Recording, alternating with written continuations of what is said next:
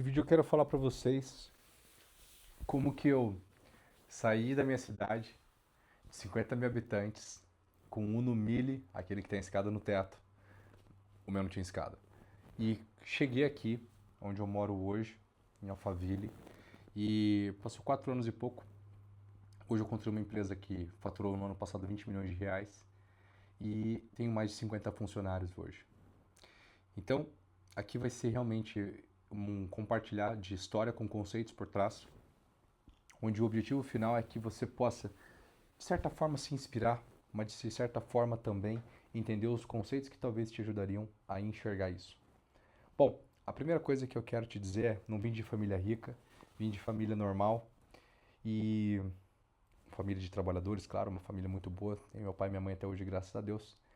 E eu aprendi algumas coisas com eles desde cedo, que é trabalhar, bicho. Trabalhar e não reclamar, né? Isso sempre esteve muito presente na minha casa. O meu pai sempre trabalhou muito até tarde.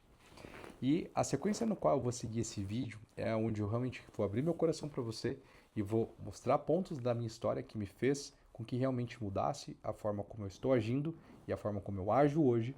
E, consequentemente, também eu já queria pedir a sua atenção para um ponto.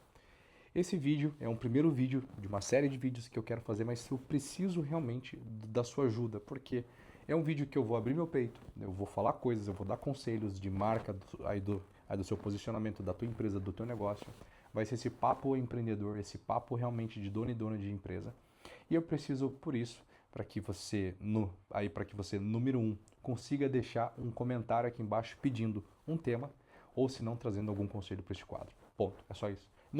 Eu não vou pedir like, porque eu não garanto que esse vídeo vai ficar maravilhoso, mas eu te garanto que eu vou estar atento aos comentários e farei vídeos todos os dias praticamente, nesse formato breve, com uma pílula sobre marca e posicionamento, para que você consiga introjetar alguma coisa no seu negócio, como também histórias importantes que possam te fortalecer. Esse vai ser o meu objetivo principal aqui. Então vamos lá. Já fiz o pedido, vamos lá. Bom, em 2020, no dia da pandemia, eu cheguei aqui em Alphaville. Foi mais ou menos assim a história. Eu morava numa cidade pequena de interior e lá não tinha as mesas nas quais eu queria e precisava para eu crescer. E aqui talvez fique o primeiro conselho para você. Essa coisa de que a pessoa faz o ambiente, etc., ela é verdade. Ela tem um fundo de verdade. Porque quando a gente pega Viktor Frankl, que construiu a logoterapia, que é a terceira escola de psicologia, onde a psicoterapia dele ajuda as pessoas a terem um sentido de vida, né? A busca pelo sentido, que é o que a logoterapia encontrou alegria, de certa forma, e esperança dentro de um campo de concentração de Auschwitz. A gente entende que, de fato, o que muda o ambiente é a postura sua referente ao ambiente e, obviamente, quando você tem um sentido maior na sua vida. Ok, fiz a primeira defesa aqui então, porque obviamente vai ter uns engraçadinhos aí que poderiam trazer isso. Mas você faz o ambiente, etc. Sim, porra, faz mesmo. Mas você concorda comigo que Viktor Frankl não conseguiu publicar todos os livros nos quais, olha isso, os quais ele publicou, dar todas as palestras que ele deu, atender a centenas de pacientes que ele atendeu do campo de concentração? Ele precisou de editora, ele precisou de liberdade de imprensa, de fala, para conseguir fazer isso tudo.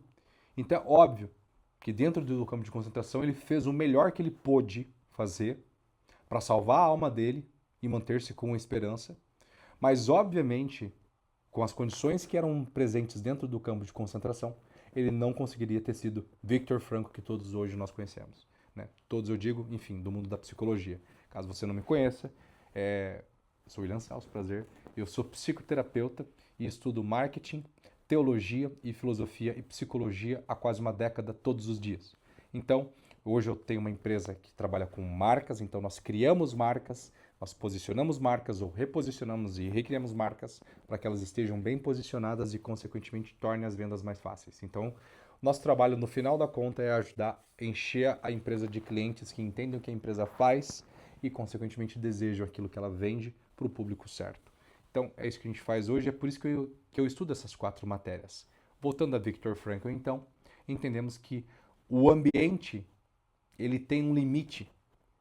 O ambiente, você pode construir coisas incríveis nele, mas ele tem um limite. como no campo de concentração teve para o Victor, e quando ele saiu do campo de concentração, hoje a gente tem acesso às obras dele, como também, obviamente, quando eu saí da minha cidade, eu tive acesso a mentes melhores. Eu, anos antes de mudar para cá, eu comecei a vir em todos os cursos possíveis em São Paulo, em todas as imersões possíveis e investi cada centavo que eu tinha para estar aqui no meio de pessoas melhores do que eu. Eu, inclusive, me lembro, eu tinha uma loja de suplementos chamada Viva Mais. E na época eu tinha emprestado o cartão de crédito do meu funcionário, porque eu não tinha condições de pagar um curso que eu queria vir à vista. Ele me emprestou o cartão dele e eu paguei parcelado para ele, porque a minha empresa estava quase quebrando. Eu já quebrei 3 empresas. Enfim, né? Não é vergonha nenhuma, né? Quebrei, né? Não sabia empreender, pô. Fui tentar, me lasquei. Aprendi muito, obviamente. O ponto era, então eu investi por anos em todos os cursos possíveis que eu podia fazer em São Paulo. Saía da minha cidade pequenininha e ia para São Paulo, ia para São Paulo, ia para São Paulo, ia para São Paulo. Estava quase todas as semanas em São Paulo, né? E aí, então passou alguns anos, 2020 chegou e 2020 eu tinha algumas decisões a tomar. Eu não estava mais satisfeito naquele ambiente. Porque quando eu voltava dos cursos e falava das coisas que eu queria fazer e que eu sonhava em fazer, era comum as pessoas caçoarem de mim. E eu nunca liguei para essa coisa de caçoar de mim. Assim, eu caguei para isso. Tanto que eu fui o quarto melhor atleta de fisiculturismo do mundo na categoria júnior em 2015 em El Salvador, numa cidade que nunca teve um atleta de fisiculturismo na história, onde eu era chacota quase todos os dias por 10 anos, dentro das academias ou nos lugares, até eu conquistar os títulos mundiais e o pessoal me respeitar. Então, eu nunca liguei muito para a opinião dos outros, assim, meio que se foda, entendeu? Eu sei o que eu quero fazer e pronto. Talvez isso seja até um ponto forte em mim, que talvez hoje seja um ponto mais difícil para você. Ok. Então, no caso, só para que você entenda, o ambiente não me comportava mais. Então aqui fica o primeiro conselho para você. Qual o tamanho do ambiente que você está? Porque talvez você fique lutando demais num ambiente no qual ele não te dá as pessoas certas. Você é dono de empresa que está me ouvindo provavelmente, ou dona de empresa, né? Dono e dono. Talvez você seja um microempreendedor ou um empreendedor grande já, e todos têm a sua história. Mas o ponto é, ou um sonhador que quer começar, né? Então, né? Beleza? Mas o ponto que todos aqui a gente precisa entender e meditar. Se o ambiente que eu estou não tem as pessoas nas quais eu preciso aprender e me relacionar com uma certa constância, eu preciso mudar o ambiente. É muito simples.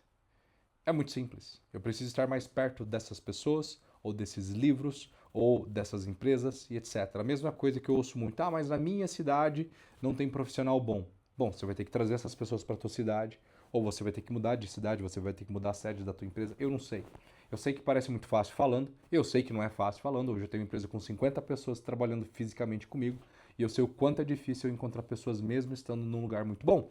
Mas o ponto é, se você não está num ambiente que te ajuda, vai ser mais difícil. Então esse é o primeiro conselho que eu tenho para te dar. E, no meu caso, quando eu resolvi mudar, não foi fácil.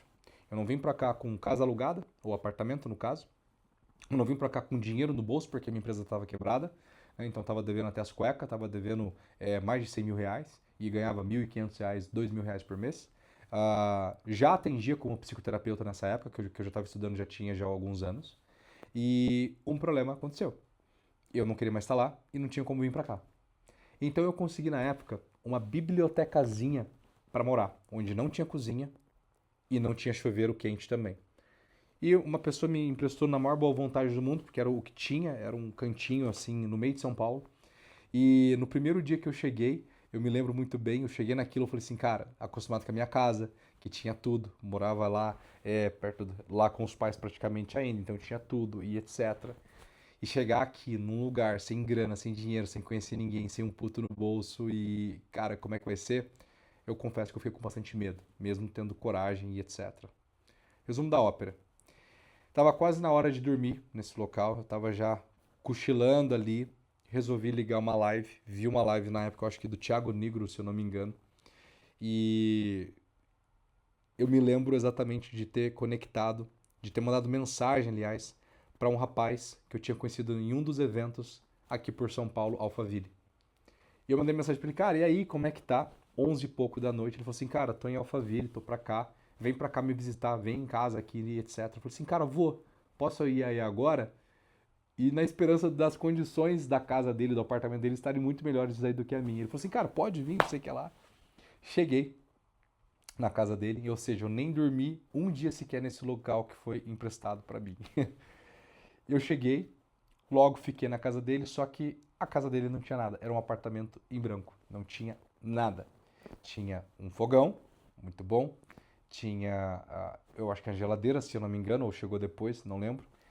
Enfim, e tinha um chuveiro bom para tomar banho. Não tinha cama, não tinha sofá, não tinha colchão, não tinha nada. Tinha um tablado de madeira com um colchonete por cima, o colchão dele era ar. E por ali eu fiquei. Por 3 meses o meu cobertor foram as roupas do meu corpo e o meu travesseiro foi a minha mala. Depois a gente evoluiu e teve umas almofadinhas. E ele nunca me cobrou nada para ficar no apartamento dele. E em troco, eu cozinhava, porque eu fiz faculdade de gastronomia, então ele comeu muito bem. Eu limpava, porque eu sempre aprendi a ser muito organizado com a minha mãe. E eu lavava as roupas. Então essa foi a forma como eu consegui de morar aqui de graça. Só que tinha uma coisa muito legal. Todas as pessoas que eu queria estar perto, que queriam crescer, que estavam com sede, estavam aqui. Então nós trabalhávamos 14, 16 horas por dia, ininterruptas, sem nunca reclamar. A gente não teve um dia sequer que a gente reclamou e eu tenho clareza total disso. A gente trabalhava com uma alegria e que só queria fazer dar certo. Eu tinha na minha mão, no bolso, estudo.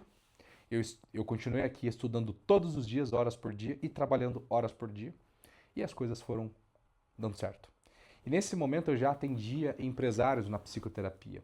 Eu já atendia donos e donas de empresa para ajudarem a cada um deles a terem mais clareza, a terem mais performance, a terem mais foco naquilo que realmente importa. Então eu já tinha uma habilidade muito grande de atender dono e dono de empresa, porque eu era um empreendedor, mesmo não sendo um grande, entendia de tudo que tinha numa empresa e entendia, obviamente, do que era mais importante no ponto de vista da minha profissão da época, entender de gente minimamente, mais do que a maioria, pelo menos. Então, eu atendia muitos empresários, eu já cobrava super bem por isso, aí eu comecei a cobrar R$ 10.000 por 6 sessões, 8 sessões de psicoterapia comigo.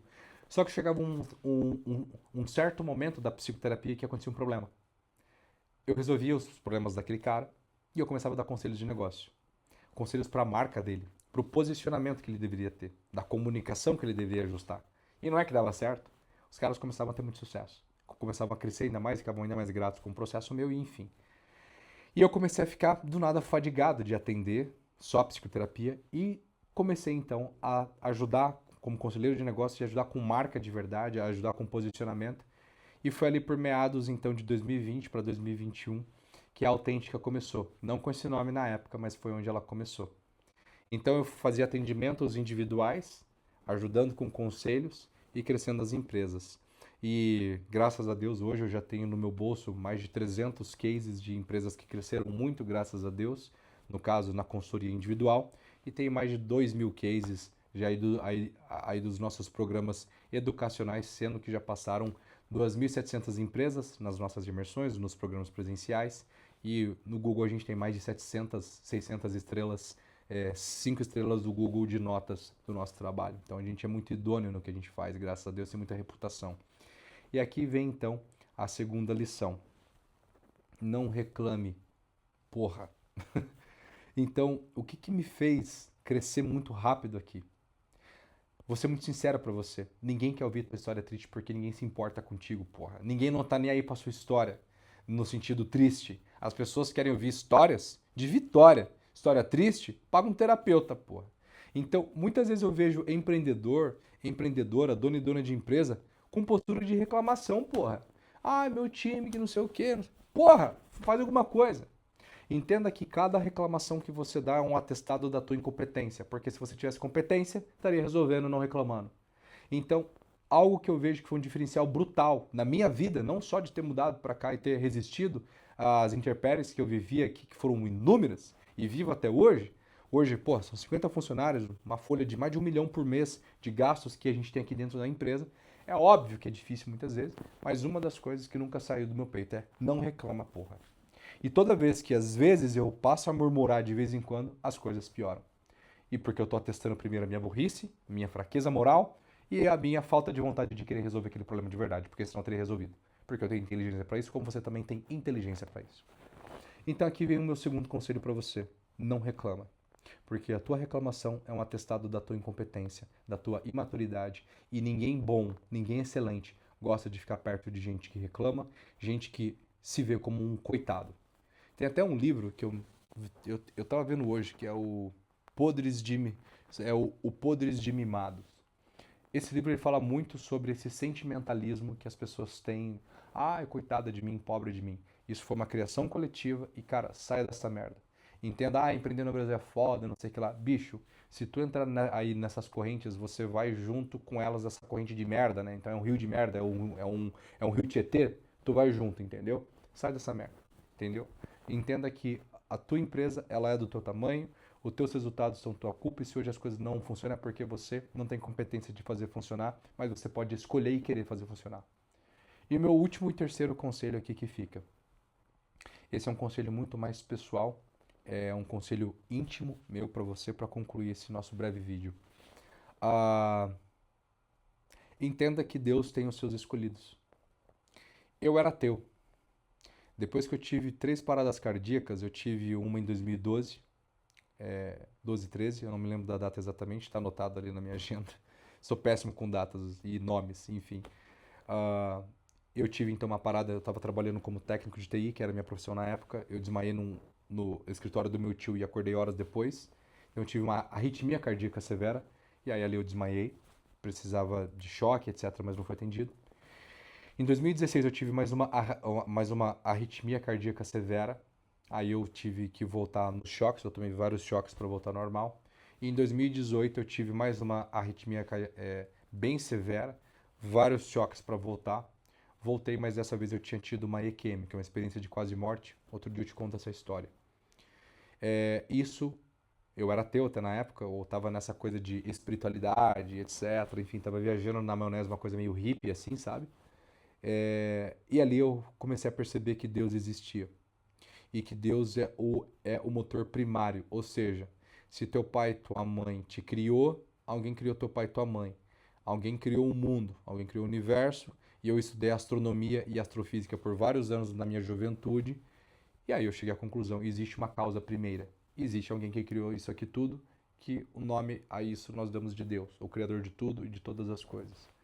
E a minha conversão para o catolicismo, ela foi muito racional, zero emocional, porque eu comecei a estudar as coisas de verdade e entender, e somar da minha experiência de EQM, que é a experiência de quase morte que eu tive, de entender, tem alguém que paga a conta mais do que eu, tem alguém que manda, tem alguém que é maior do que eu.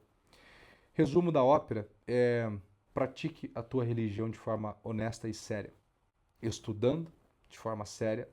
E aqui eu não tô querendo te converter pra porra nenhuma, eu tô pouco, assim, meio que, entre aspas, me lixando da tua religião, assim. Mas busque a religião verdadeira. Eu não sou católico à toa, eu estudo isso assim, de forma séria. Se a verdade tivesse, sei lá, no Islã, eu seria um Islã, ou aliás, um islamista, mas eu encontrei a verdade no catolicismo e eu quero te convidar para isso, porque entenda que o único sentido real da vida mesmo é você ter uma entrega de vida para aquele que é o seu telespectador onipresente.